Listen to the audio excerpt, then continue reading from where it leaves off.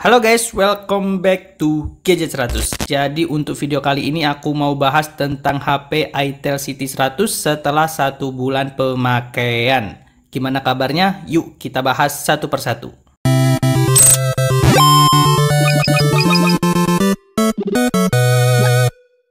Oke, untuk yang pertama di sini aku mau bahas tentang harganya dulu. Untuk harganya dulu HP ini dibanderol dengan harga 1,4 jutaan pas awal rilis, tapi untuk saat ini harganya udah turun di sekitar 1,3 jutaan aja. Jadi bisa dibilang untuk harganya itu masih stabil dan cuma turun di sekitar 100 ribuan aja. Kemudian untuk kemulusan fisiknya sendiri setelah 1 bulan pemakaian, menurutku HP ini masih 99% mulus banget. Karena memang untuk pemakaian sehari-hari selalu aku pakein casing, dan untuk backdoornya aku pakein Guardskin full body biar aman dari jamur dan goresan. Lanjut pada bagian performanya, HP ini dibekali dengan mesin Unisoc T7250 yang untuk skor Antutunya itu di sekitar 300 ribuan.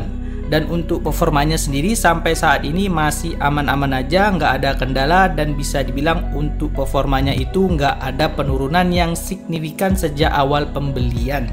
Sedangkan untuk performa gamingnya, HP ini masih lumayan mumpuni untuk game sekelas Mobile Legends. Dengan catatan untuk grafiknya itu diturunin ke rata kiri, karena kalau kalian paksa HP ini dengan grafik medium ke atas, HP ini bisa frame drop. Apalagi kalau udah war 5 versus 5. Ya meskipun untuk frame dropnya itu sesekali, tapi itu agak mengganggu. Sedangkan untuk game Free Fire, HP ini juga udah cukup mumpuni meskipun untuk grafiknya juga harus disesuaikan.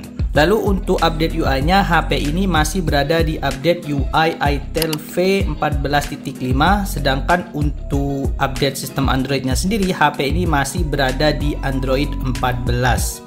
Tapi tenang aja, untuk itel V14.5 dan Android 14 itu masih cukup mumpuni untuk 1 atau 3 tahun ke depan. Berikutnya pada bagian layar, menurutku HP ini udah cukup bagus di harga 1,3 jutaan. Yaitu HP ini udah menggunakan layar IPS LCD 90Hz dengan ukuran resolusi 720 x 1600 pixel. Jadi kalau kalian mau sekedar nonton film ataupun scroll sosmed, HP ini masih cukup mumpuni. Sedangkan untuk kecerahan layarnya sendiri, HP ini mentok di 700 nit. Jadi kalau kalian pakai HP ini di luar ruangan, bisa dibilang HP-nya udah agak keteteran. Tapi kalau nggak di bawah sinar matahari langsung, menurutku HP ini masih cukup. Kemudian untuk sistem fingerprintnya sendiri, HP ini memakai sistem fingerprint yang menyatu dengan tombol power. Dan untuk responsivitasnya itu jelek banget. Bahkan untuk fingerprintnya nggak aku pakai karena memang sering nggak respon guys. Dan satu lagi untuk multitouchnya, HP ini mentok di 5 sentuhan aja. Tapi tenang aja, untuk 5 sentuhan ini masih lebih dari cukup untuk sekedar kebutuhan sehari-hari. Mulai dari scroll-scroll sosmed sampai chattingan, HP ini masih aman. Berikutnya pada bagian speaker, HP ini menggunakan sistem loudspeaker yang berjumlah 1 buah aja, yaitu di bagian bawah kanan. Jadi untuk kualitas speakernya itu bisa dibilang biasa aja guys, nggak jelek dan juga nggak bagus, ya sekedar ada aja. Dan untuk hasilnya kurang lebih seperti ini.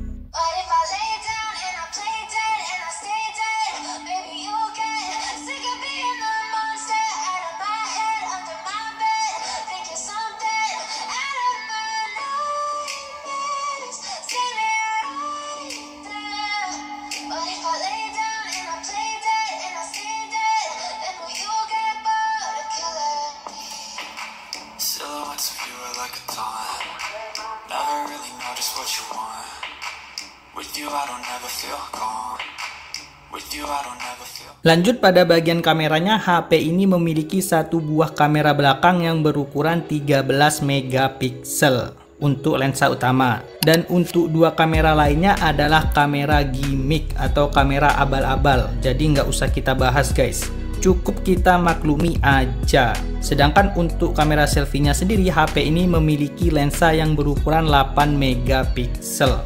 Dan untuk hasil foto dari HP Itel City 100 ini menurutku udah lumayan bagus, asalkan dalam keadaan pencahayaan yang cukup.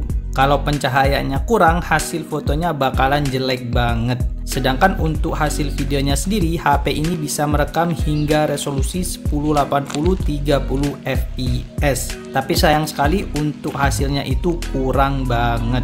Jadi untuk kualitas kameranya secara keseluruhan menurutku HP ini biasa aja, mengingat harganya yang cuma 1 jutaan kecil. Kemudian untuk chargernya, HP ini dibekali dengan kapasitas charger yang berukuran 18 watt, yang untuk kecepatan pengecasannya itu biasa aja, nggak lambat dan juga tidak cepat. Sedangkan untuk baterainya, HP ini memiliki kapasitas 5200 mAh yang ketahanannya sendiri itu udah lumayan awet. Yaitu kalau kalian main game Mobile Legends dengan settingan yang disesuaikan dan disupport pakai WiFi, HP ini bisa bertahan lebih dari 7 jaman. Sedangkan kalau hanya untuk sosmed, tentunya HP ini bisa bertahan lebih lama lagi. Oh ya, untuk pengecasannya HP ini udah support fitur bypass charging. Jadi bagi kalian yang suka main game dengan waktu yang lama, HP ini cocok untuk kalian perhitungkan. Oke, jadi kesimpulannya gimana bang? Apakah HP ini masih layak untuk dibeli di tahun 2025? Jawabannya adalah tergantung kebutuhan. Jadi kalau kalian butuh HP ini untuk sekedar nonton film, WhatsAppan, scroll sosmed, foto-foto biasa, ataupun gaming yang ringan-ringan, maka menurutku HP ini masih cukup mumpuni dan layak untuk dibeli. Tapi kalau kalian beli HP ini untuk gaming device utama, terutama game Mobile Legends, atau buat foto-foto yang bagus untuk diupload ke sosmed, menurutku HP ini masih belum cukup mumpuni dan nggak worth it untuk kalian beli. Oke, mungkin itu aja informasi yang dapat aku sampaikan di video kali ini. Kalau kalian ada kritik, saran, atau request, bisa tulis di kolom komentar. Dan yang terakhir, jangan lupa untuk like, komen, dan subscribe. Sampai jumpa di next video.